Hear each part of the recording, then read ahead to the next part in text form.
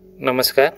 Fast आणि best हवामान अंदाज या यूट्यूब चॅनलमध्ये मी दादा सुखाने आपले सर्वांचे स्वागत करत आहे.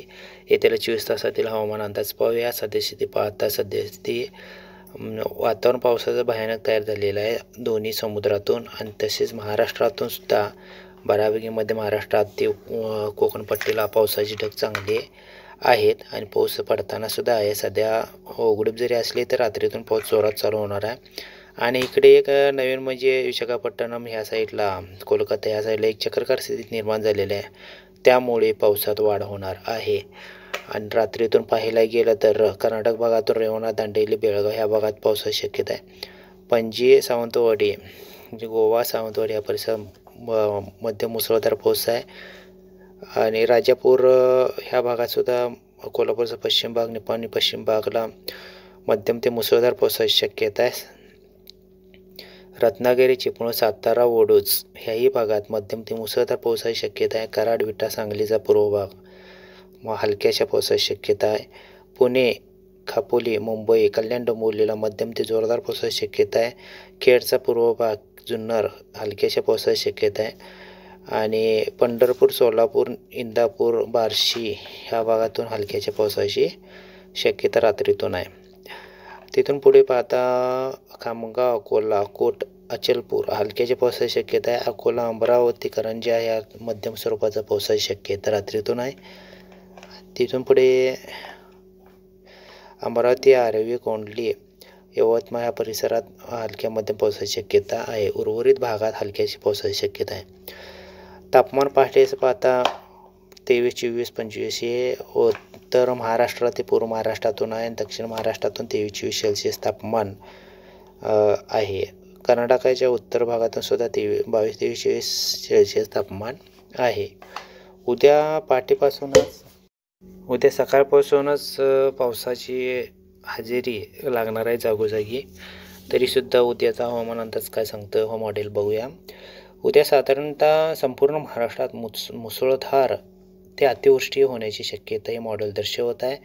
चॅनल नवीन असं सबस्क्राईब करून घ्या, लाईक करत चला.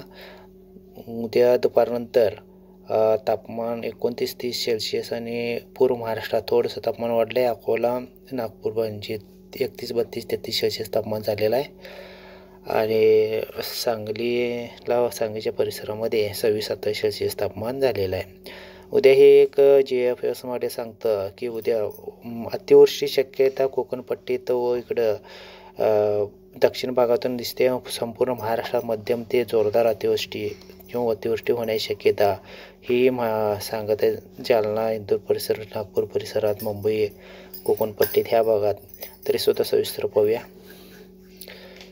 कुर्डी मडगाव साक्री पणजी तिष्का रामनगर ह्या भागात कर्नाटक व गोव्या परिसरात मुसळधार ते अतिमुसळधार किंवा अतिवृष्टी होण्याची शक्यता आहे.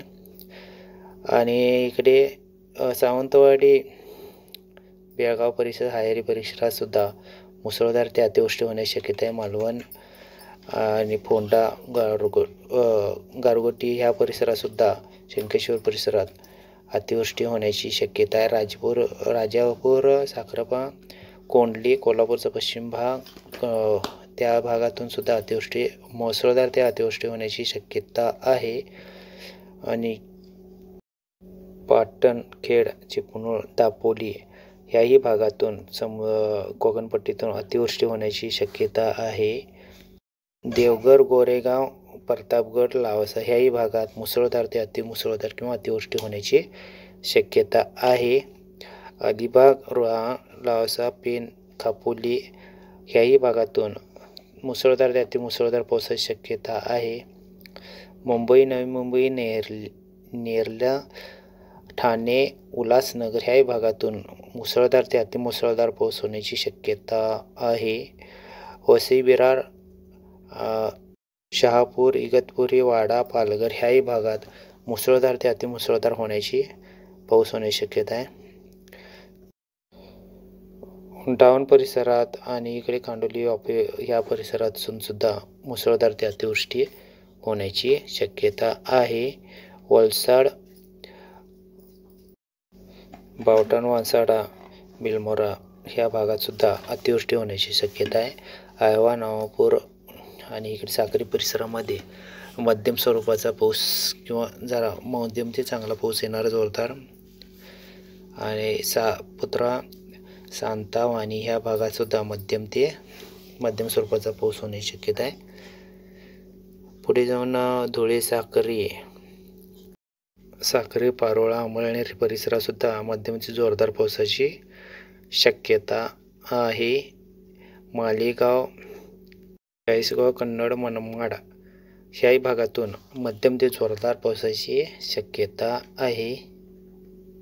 नाशिकचा पश्चिम भाग, मनमाड, वैजापूर, श्रीरामपूर, छत्रपती संभाजीनगर, पैठण ह्या भागात सुद्धा मध्यम ते मुसळधार पावसाची शक्यता आहे. खेड, पुणे, जिंतूर, डाहोण, अहमदनगर, जामखेड ह्या भागात मध्यम ते जोरदार पावसाची शक्यता आहे. काही ठिकाणी मुसळधार पावसाची शक्यता सुद्धा आहे. सातारा परिसर, वडोज, पंढरपूर ह्या साईडला, बारामती, इंदापूर मध्यम ते जोरदार पावसाची शक्यता आहे. कराड, विटाला मध्यम स्वरूपाचा पाऊस असेल.